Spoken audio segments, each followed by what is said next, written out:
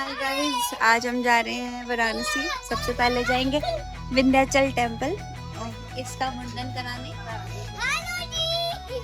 उसके बाद हम जाएंगे वाराणसी। हम ट्रेन में बैठ गए हैं, ट्रेन अभी चलेगी। तो इस बार मैं अपने हस्बैंड के साथ साथ अपने भाई भाभी और उनके 3 बच्चों के साथ जा रही थी।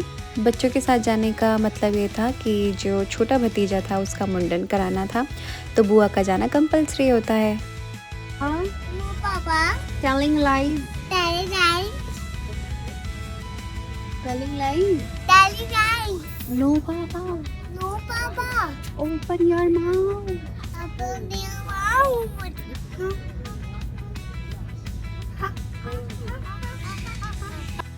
खाना पीना खाकर थोड़ी बहुत मस्ती कर कर बच्चों के साथ हम सब लोग अपनी अपनी सीट्स पर लेट गए थे। नेक्स्ट मॉर्निंग ट्रेन से ही सनराइज़ विटनेस किया। बहुत ही सुंदर था, बहुत ही प्रिटी था। ट्रेन राइड्स हमेशा से मेरी फेवरेट रही हैं and I love travelling with trains.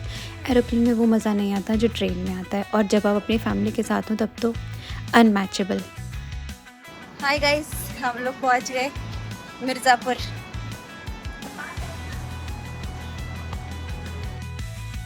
हमने स्टेशन से एग्जैक्टली ऑटो किया, होटल किया और स्ट्रेट प्लान पहले मुंडन का ही था, क्योंकि मुंडन के बिना किसी भी धाम के दर्शन नहीं होते हिंदू सनातन धर्म के हिसाब से। तो रूम में हम लोग रेडी हुए, फ्रेशन अप हुए, थोड़ा सा रेस्ट हुआ, बेबी को भी रेस्ट मिला। उसके बाद रेडी हुए। मैंने ये बहुत ही सुंदर येलो सूट पहना था। This is from house of Pataudi. ये मिंत्रा से मैंने मंगवाया था और ये मुझ पर बहुत ही अच्छा लग रहा था। I like the colour and also it's ये डायमंड शेप का जो इसकी नेकलाइन थी, आई लव दैट टू। इसका नेट का दुपट्टा था और जो कि बहुत ही कॉम्प्लीमेंट कर रहा था।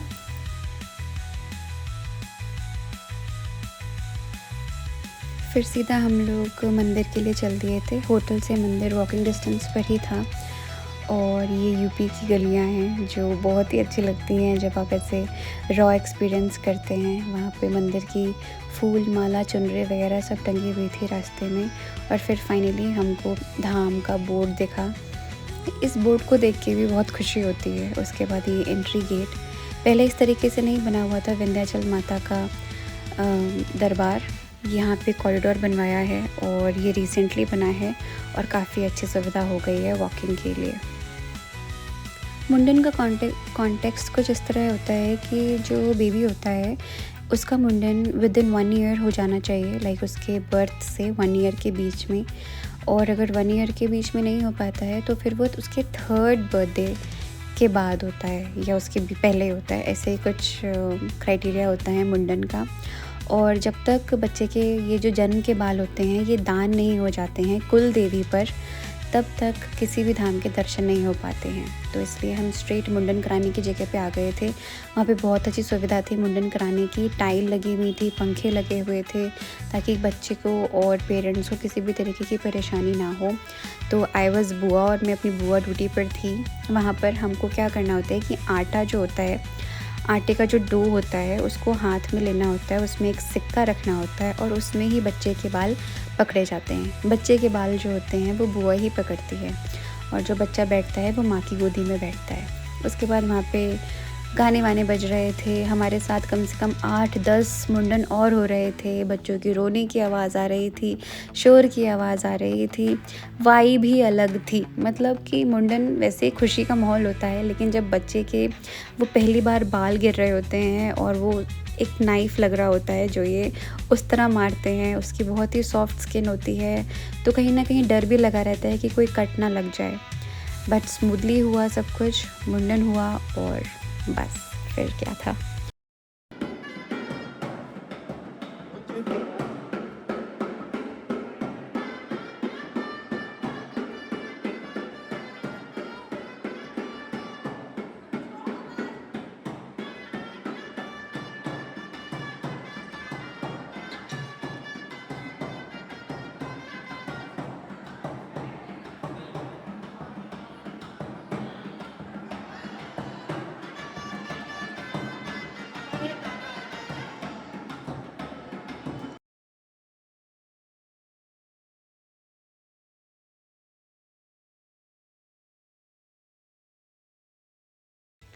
फिर हम प्रसाद लेने नीचे आ गए थे। थोड़ी देर प्रसाद की दुकान पर ही बैठ गए थे, गर्मी बहुत थी।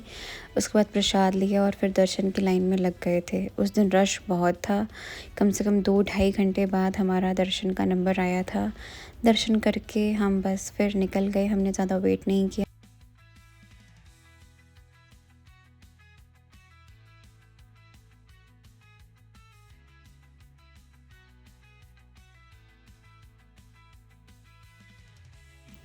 मंदिर से बाहर निकले तो वहाँ एक लाइन से आम पन्ने वाले खड़े थे।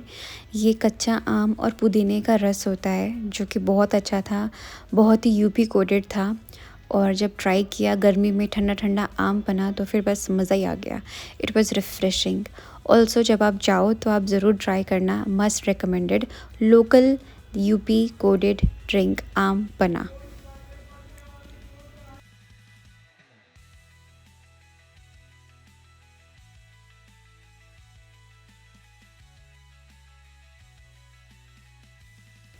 फिर क्या था, हम वापस होटल आए, हमारी शाम की गाड़ी बुक थी, हमने गाड़ी ली और हम बाय रोड वाराणसी गए। वाराणसी और मिर्ज़ापुर का डिस्टेंस करीबन 2 घंटे का भी नहीं है, लाइक 1.5 घंटे, 1.5 पौने 2 घंटे में आप मिर्ज़ापुर से माता विंध्याचल से वाराणसी पहुंचते हैं। हमने गाड़ी बुक करी हुई थी क्योंकि हमारी बनारस में मौसी रहती हैं, तो हम सीधा वहीं गए थे।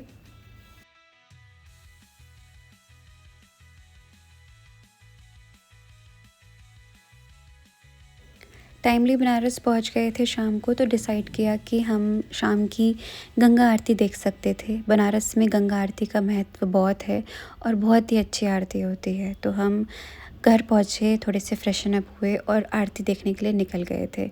आरती देखने पहुँचे तो लाइट गई हुई थी, लेकिन तब भी वाइब अनमैचेबल थी। और जब लाइट जाने के बाद एकदम से लाइटनिंग हुई तब तो ओहो क्या ही कहने, गूज़ बम्स हो गए थे। रात का टाइम था, आरती देखी, निकले बाहर और थोड़ा बहुत चाट पकौड़ी खाई, काशी चाट भंडार से टमाटर की चाट वगैरह ट्राई करी और फिर घर आ गए।